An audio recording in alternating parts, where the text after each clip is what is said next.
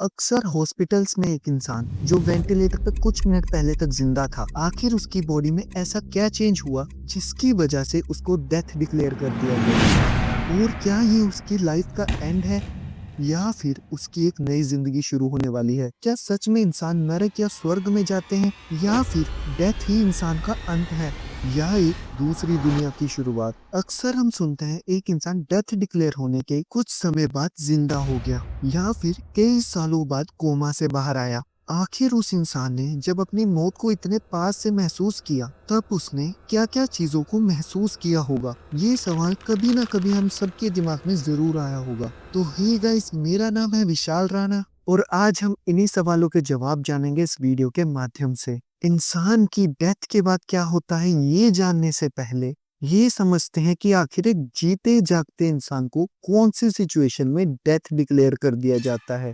तो इंसान की डेथ के समय उसकी दिल की धड़कन बंद होने की वजह से शरीर को ऑक्सीजन और ब्लड सप्लाई नहीं मिलता। साथ ही साथ 20 मिनट में ब्रेन सिग्नल भी रुकने लग जाते हैं, जिससे ब्रेन सिग्नल डैमेज होने के बाद 5 से 7 मिनट में ब्रेन पूरी तरह से काम करना बंद कर देता है। और इसी सिचुएशन में एक इंसान को डेथ डिक्लेयर कर दिया जाता है। अगर ना उसके अंदर कोई कॉन्शियसनेस, कोई फीलिंग, कोई थिंकिंग बची है तो साइंस के हिसाब से इस तरीके से एक इंसान को डेथ डिक्लेयर कर दिया जाता है। पर अक्सर हमारे दिमाग में ये थॉट कभी ना कभी तो आया ही है कि उसके बाद क्या होता है। क्या सच में इंसान की सोल स्वर्ग या नर्क जाती है और क्या यही उसकी लाइफ का अंत था या फिर इसके बाद भी एक नई लाइफ आने वाली है? तो साइंस के हिसाब से कोई कॉन्शियसनेस, कोई थॉट या फीलिंग साइंटिफिकली एग्जिस्ट नहीं करती इंसान के मरने के बाद। पर अगर हम वहीं धार्मिक कथाओं से देखें तो हमारे स्पिरिचुअल टेक्स्ट जैसे गरुड़ पुराण में माना गया है कि मरने के बाद भी इंसान के शरीर की सोल ट्रैवल करती है। नरक और स्वर्ग जैसे कॉन्सेप्ट भी दिए गए हैं, पर साइंस कहती है कि ये सिर्फ साइकोलॉजिकल बातें हैं, क्योंकि इंसान के कॉन्शियसनेस के बिना ब्रेन एग्जिस्ट ही नहीं कर पाता। जहाँ डेथ को लेके स्पिरिचुअल और साइंटिफिकली परिभाषा में हमेशा एक डिबेट रहा है, वहीं बहुत से साइंटिस्ट ने इस डिबेट को जानने के लिए डेथ के ऊपर कई सारी स्टडीज की। अक्सर हमने कभी ना कभी तो ये सुना ही होगा कि कोई इंसान मरा और उसके कुछ मिनट बाद वो दोबारा जिंदा हो गया, या फिर कोई इंसान कोमा में है कई सालों तक और उसको दोबारा लाइफ आई और वो दोबारा नॉर्मल हो गया। साइंटिस्ट ने इन्हीं लोगों के एक्सपीरियंस के ऊपर स्टडीज की। साइंटिस्ट ने जाना कि जब वो इंसान कोमा में था और जब वो दोबारा चलने लगा, उसके बीच के पीरियड में जो टाइम था, उस टाइम उसने क्या देखा, क्या महसूस किया, उन्होंने अपने नियर डेथ एक्सपीरियंस के टाइम में आखिर क्या महसूस किया। तो दुनिया में बहुत से ऐसे लोग हैं जिन्होंने इस एक्सपीरियंस को फील किया है, पर इनमें से कुछ बहुत ही फेमस हो गए। Hello, I'm Dr. Eben Alexander, former neurosurgeon. Real pleasant thing to see. I look like what I was, dead. जिन्होंने लोगों और साइंस के बीच कई सारे सवाल पैदा किए और सोचने पर मजबूर कर दिया कि क्या आखिर सच में डेथ के बाद कोई लाइफ है और इंसान के साथ आखिर ऐसा क्या होता है मरने के बाद। तो सबसे पहले बात करते हैं डॉक्टर एबन अलेक्जेंडर के बारे में। इन्होंने अपने जीवन में डेथ को बहुत करीब से महसूस किया, जिसमें से ये खुद एक न्यूरोसर्जन थे, यानी एक दिमाग के डॉक्टर।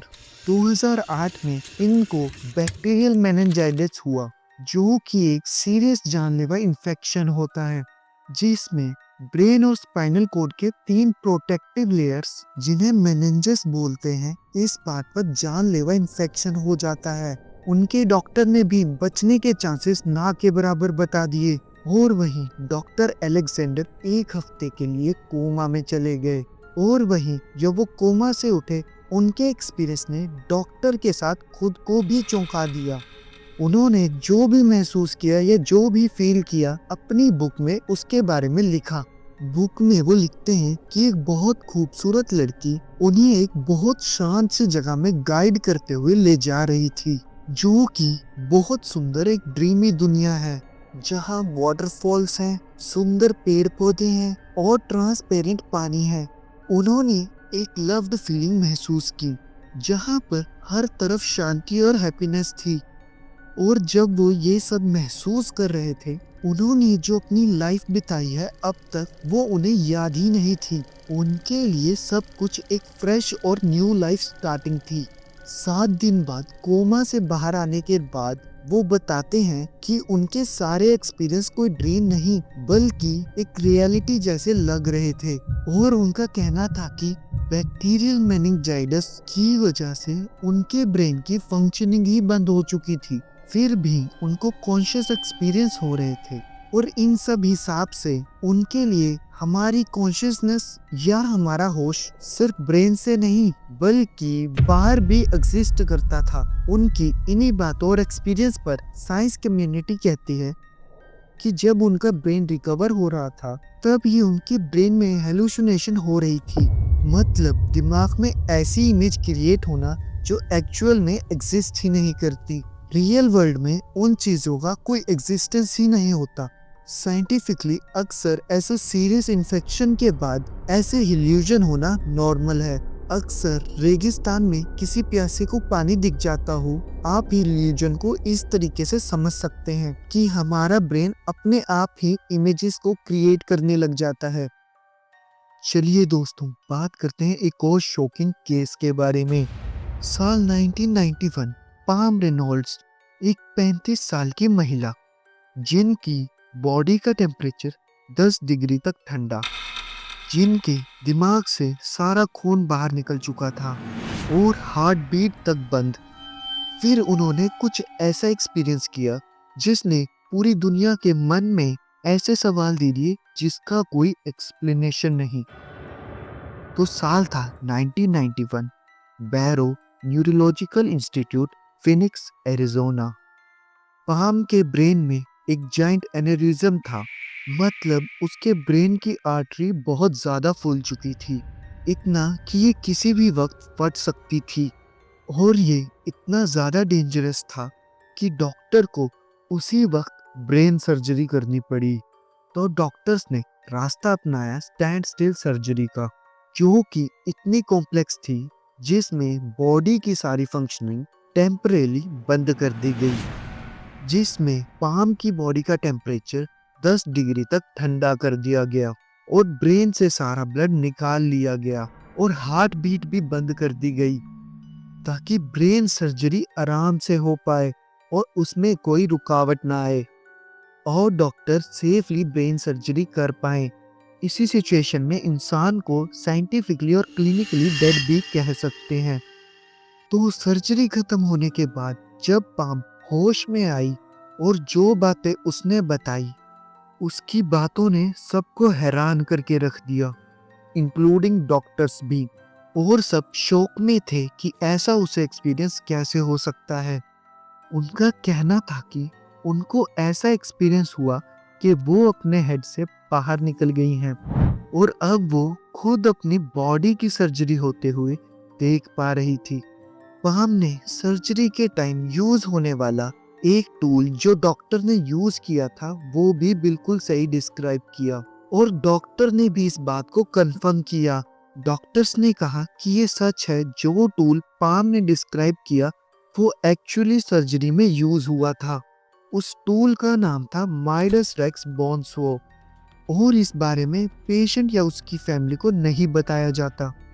और इसमें सबसे शॉकिंग बात तो ये है, सर्जरी के वक्त पाम की आंखों को पहले ही टेप से कवर कर दिया गया था।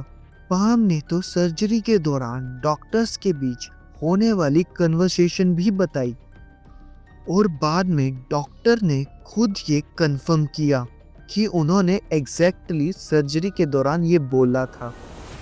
बाद में पाम बताती है कि उन्होंने एक्सपीरियंस किया कि वो एक डार्क टनल से होते हुए ब्राइट रोशनी की तरफ चली जा रही थी। पाम ने वहाँ बहुत शांत फील किया और वो फीलिंग इतनी शांत और इतनी ब्यूटीफुल थी कि उनका दोबारा अपनी बॉडी में वापस आने का मन ही नहीं कर रहा था। उन्हें ऐसा लगा कि उन्हें कोई पुश कर रहा हो कि अब उन्हें अपनी बॉडी में वापस आना पड़ेगा। और जब वो अपनी बॉडी में वापस आई तो उन्हें ऐसा फील हुआ कि उन्हें किसी ने बहुत ठंडे पानी में धकेल दिया हो। पाम के इस एक्सपीरियंस ने डॉक्टर्स को दो ग्रुप में बांट दिया। एक ग्रुप कहता है कि पाम के पास इस एक्सपीरियंस की कोई भी साइंटिफिक एक्सप्लेनेशन नहीं है, और वहीं दूसरा ग्रुप ये मानता है कि ये सब ब्रेन एक्टिविटी, ड्रग और इमेजिनेशन की वजह से हुआ। उनका मानना है कि ये एक्सपीरियंस सर्जरी की शुरुआत में हुआ होगा, जब एनेस्थीसिया पूरी तरह से वर्क नहीं किया होगा, या फिर बॉडी पूरी तरह से अनकॉन्शियस नहीं हुई होगी। हो सकता है पाम ने जो उस समय आवाजें सुनी हो वो ब्रेन ने बाद में उसको ही एक सपने जैसा दिखाया हो, पर एग्जैक्ट एक्सप्लेनेशन कोई नहीं जानता और ये केस दुनिया भर में एक मिस्ट्री बन के रह गया। पर जब हम नियर डेथ एक्सपीरियंस की बात करते हैं तो हम उस डॉक्टर का नाम कैसे भूल सकते हैं जिसने अपने 50 साल सिर्फ इस सवाल को जानने में लगा दिए कि आखिर मरने के बाद क्या होता है। डॉक्टर ब्रूस ग्रेसन, इन्होंने डेथ और कोमा पर बहुत सी स्टडीज की और सब में एक ही चीज कॉमन पाई कि जिस किसी ने भी मौत को इतनी पास से देखा, सब ने एक ही चीज कैसे फील की। हर किसी अलग इंसान के सेम एक्सपीरियंस कैसे हो सकते हैं, जैसे अपनी बॉडी से बाहर जाते हुए खुद को फील करना, एक ब्राइट लाइट देखना, सारी पास्ट मेमोरीज दिखना। आखिर सब लोग एक जैसा एक्सपीरियंस कैसे कर रहे थे। हालांकि कुछ लोग डर या बहुत ज्यादा सैडनेस फील करते हैं, पर ज्यादातर एक्सपीरियंस सेम थे, चाहे वो इंसान किसी भी कल्चर, किसी भी कंट्री या किसी भी रिलीजन का हो, या फिर चाहे वो नास्तिक क्यों ना हो, सभी की फीलिंग ऑलमोस्ट एक जैसी ही थी। डॉक्टर ग्रेसन कहते हैं कि ये एक्सपीरियंस ये हिंट देता है कि इंसान की कॉन्शियसनेस सिर्फ उसके ब्रेन तक लिमिट नहीं है। जैसे हम लाइफ को और डेथ को ट्रेडिशनली समझते आ रहे हैं, वो उससे बहुत ज्यादा कॉम्प्लेक्स फिनोमिना है जिसे हम अब तक नहीं समझ पाए हैं। साइंस के पास आज तक कॉन्शियसनेस को लेके जो भी समझ है, लोगों के एक्सपीरियंस उनको चैलेंज करते हैं। उनके हिसाब से पॉसिबिलिटी है कि कॉन्शियसनेस ब्रेन के बिना भी एग्जिस्ट करती है। तो दोस्तों, इस वीडियो में हमने देखा कि आखिर इंसान की डेथ के बाद क्या होता है। इस सवाल को लेके साइंस और स्पिरिचुअली दोनों के पास अपनी अपनी स्टडीज और थ्योरीज हैं। स्पिरिचुअली देखे तो डेथ के बाद इंसान की कॉन्शियसनेस, जिसे हम नॉर्मल लैंग्वेज में आत्मा कहते हैं, वो एग्जिस्ट करती है। या तो वो सुख या दुख चाहती है, जहां उनकी एक नई शुरुआत होती है। पर जो लोग सच में मौत को इतनी पास से देख के वापिस आए हैं, इनके पॉइंट ऑफ व्यू से डॉक्टर और साइंस के बीच एक अनसॉल्व्ड मिस्ट्री क्रिएट करता है। कुछ ऐसे सवाल जिनके जवाब आज तक क्लियर नहीं हुए। तो आपके हिसाब से आपको क्या लगता है, क्या सच में आत्मा जैसी कोई चीज एग्जिस्ट करती है? क्या सच में मरने के बाद इंसान अपने स्वर्ग या नर्क की जर्नी पर जाता है, या साइंस कहती है वो सही है?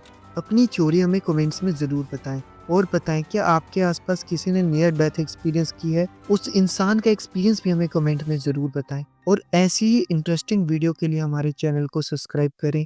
मिलते ही ऐसे कुछ इंटरेस्टिंग टॉपिक्स के साथ।